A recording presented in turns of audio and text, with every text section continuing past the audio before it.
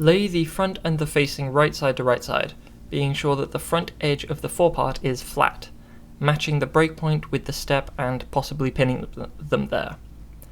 The cloth at the top of the lapel and around the lower front should be about flush between the facing and the forepart. I'm marking about 10 centimeters below the top of the lapel because that's where we start basting. Baste them down together. Don't baste it too tightly, don't pull too tightly on the thread as we don't want to pull anything together. It's the simplest case to baste down towards the curve, basting the forepart and the facing together. Basically, I gave the bottom of the facing the little extra ease for no reason.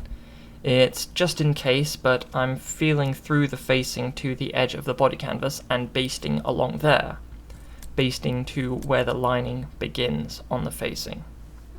Start again from the 10 centimeter point. We are basting a small amount of ease towards the lapel, around 1 centimeter of total ease to the top. Then basting along the lapel, possibly drawing some ease towards the tip of the lapel as well.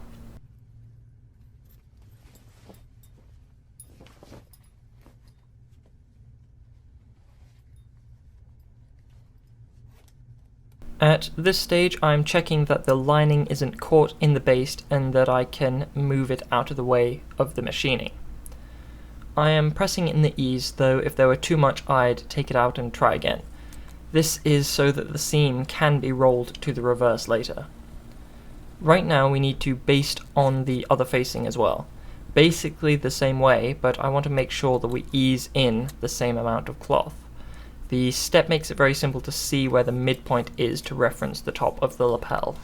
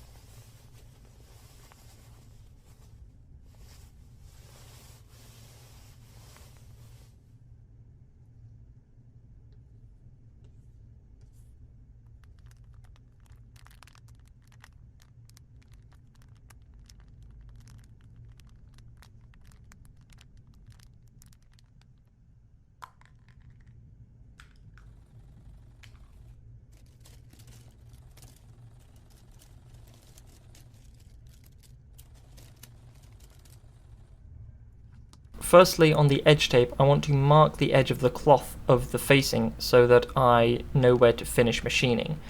Use a sharp piece of chalk to mark the 1 centimeter seam allowance from the forepart on the edge tape. It's near where the canvas starts, and the operative point is that we don't want to machine the canvas. I'm doing this before cutting the cloth so that I have a line to follow with the machine. Marking the notch at the top to start and or stop.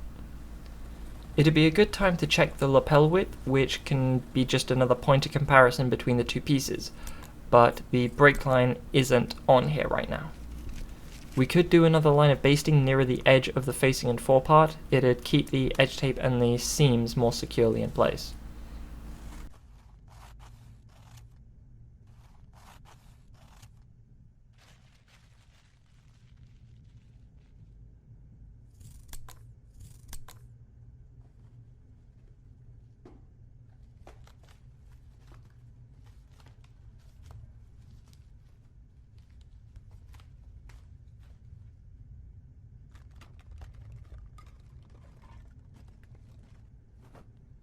I know that I have to start one at the bottom and another at the notch.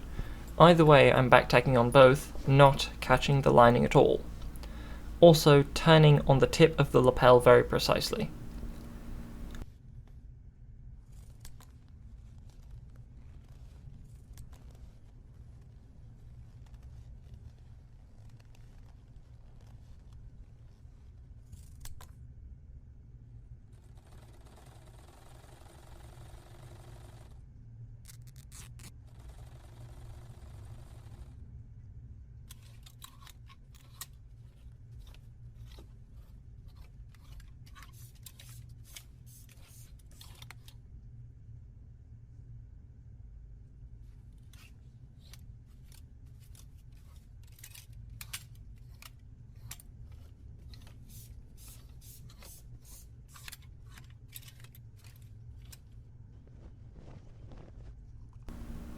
Check the stitching, so being smooth and that there aren't any kinks before ironing the stitching.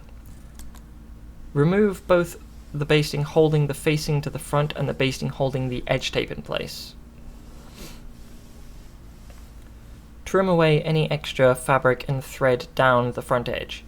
At this stage I want to layer the front edge seam allowances.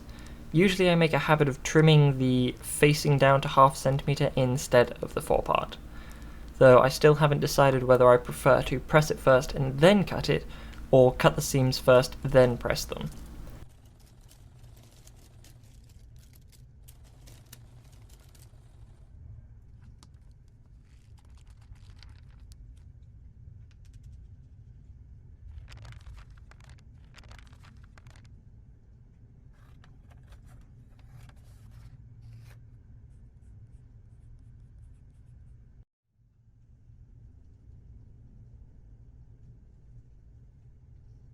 We also have to snip into the forepart at the notch to the end of the stitching so that we can fold it out. At the base of the cut we could have put a tiny square of fusing. We don't need to cut the facing here. No, on the forepart here, not the facing. Now we need to press open the front edge.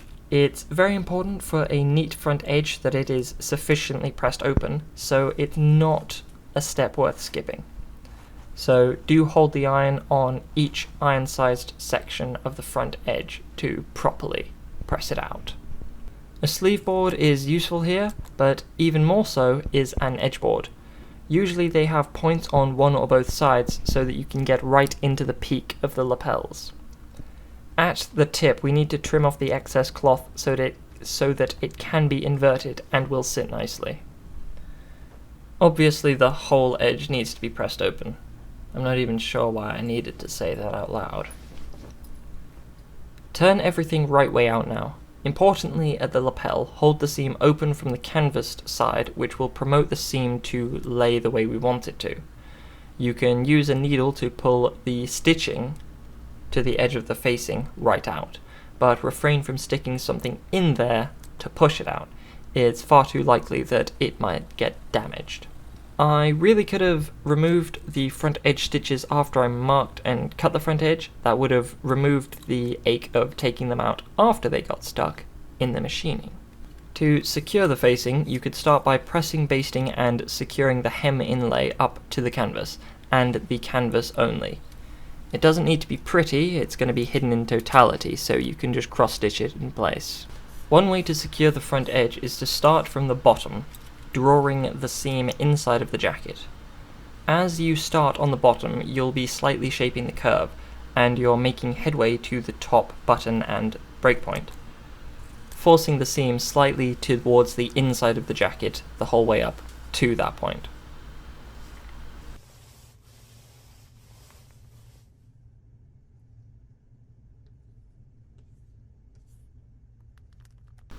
Getting to the breakpoint, center the seam, tack or secure, and begin to push the seam towards the front of the jacket.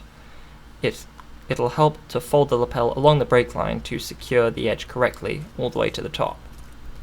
At the top, again drawing the seam towards the forepart side, basting down to the notch.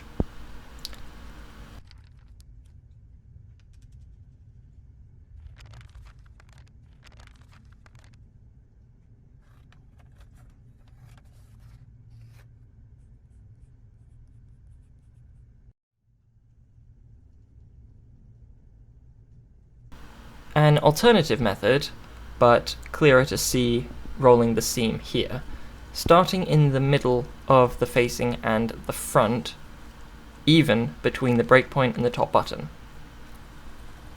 Tacking the thread, fastening it like that, before going up the lapel, rolling the seam towards the forepart. And at the top of the lapel, rolling it towards the forepart to the notch.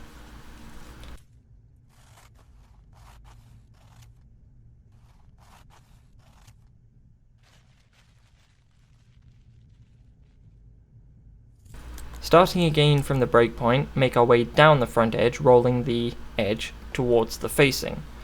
I have the jacket facing face up here so that I can see the seam.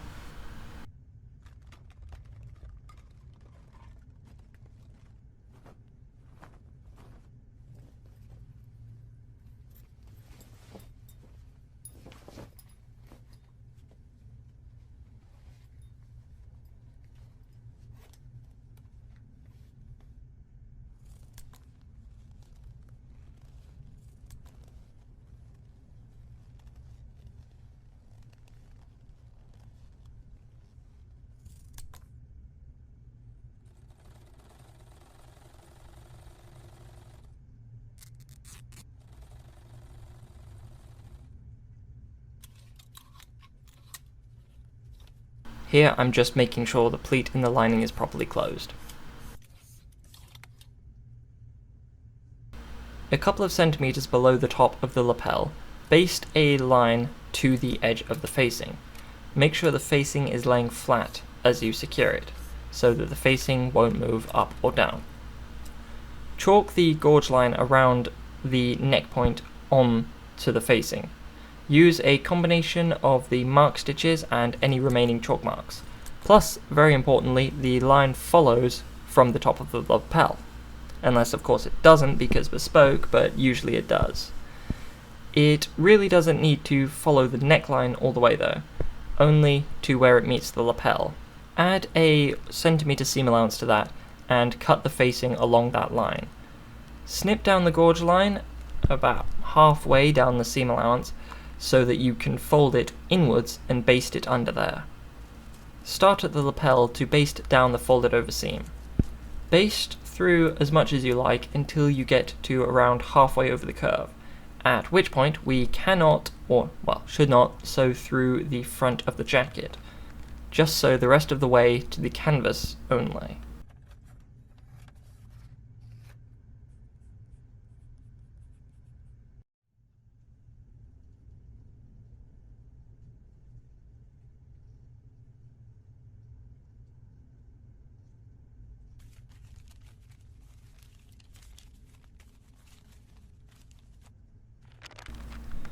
Right here I want to press the hem up just along the mark stitches. Only basting in place where there's canvas, we still need to do the side seam, but I want to cross stitch the hem up to the canvas before canvassing the facing.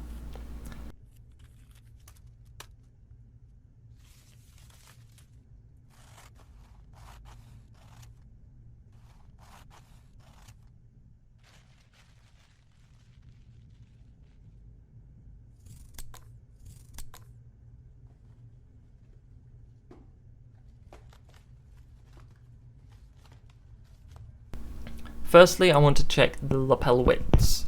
The midsection of the breakline may have moved, so I'm re-chalking it using the breakpoint on the front edge and the inlay at the top of the lapel.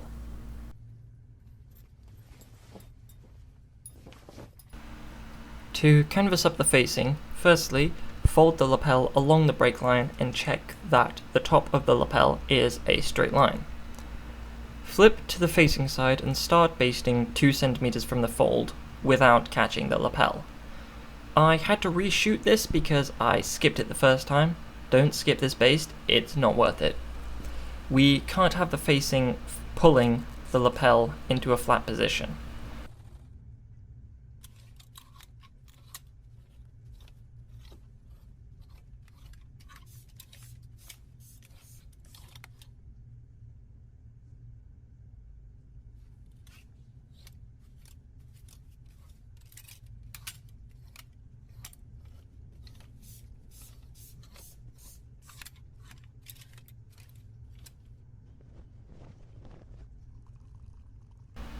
You know you've done this right when you lay it flat and you have excess facing cloth between the front edge and the baste we just did.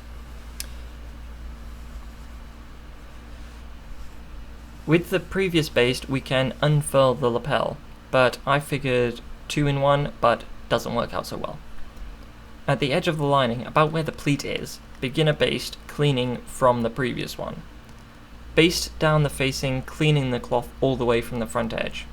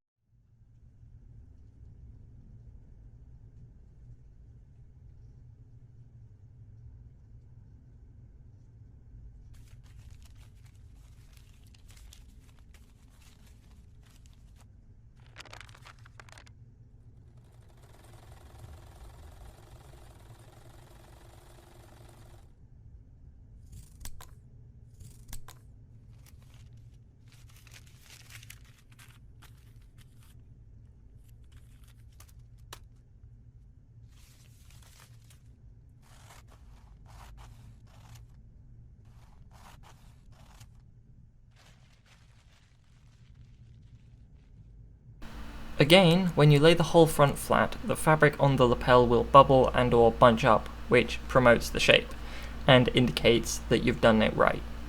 And hold up the front to check the neatness. You want it to gently curve, but not pull or rumble anywhere.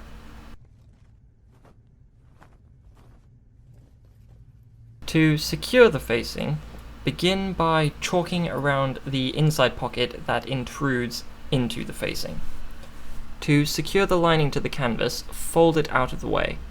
Start at the pleat or the folded up hem to finish at the folded up hem or the pleat, and slip stitch the seam allowance to the canvas without going through to the front. This needs to be secure because it will be all that's holding the facing from the front edge, so tack the thread occasionally so that as thread may break, it's still securely held, which I guess marks the difference between a jacket that lasts 5 years and a jacket that lasts 15.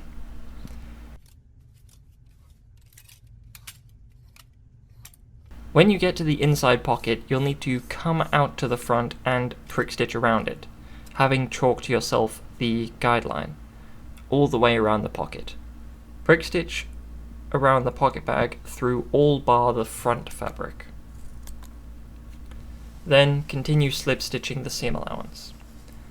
If the cross pocket extends underneath the facing, which it shouldn't if we cut the facing correctly, just slip stitch through one layer of the silicea.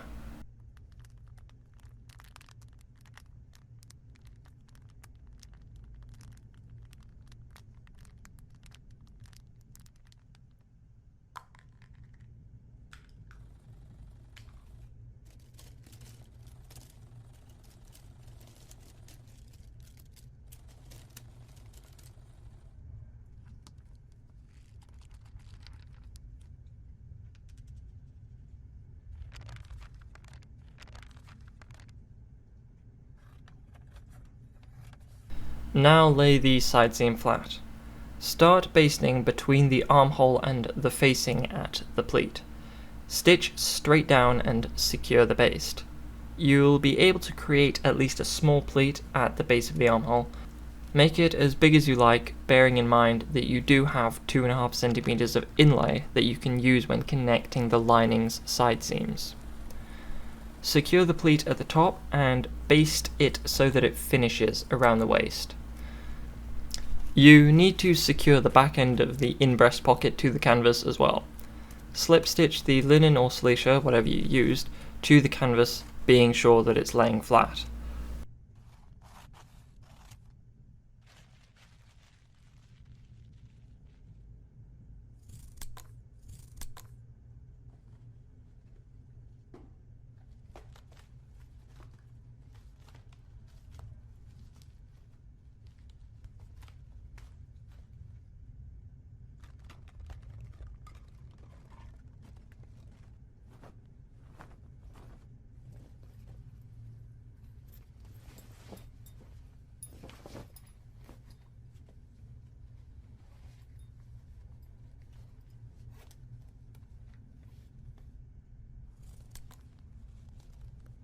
Trim any extra lining flush with the side seam inlay, or not, and trim it to 2 centimeters around the armhole and the exact same thing at the top of the side seam.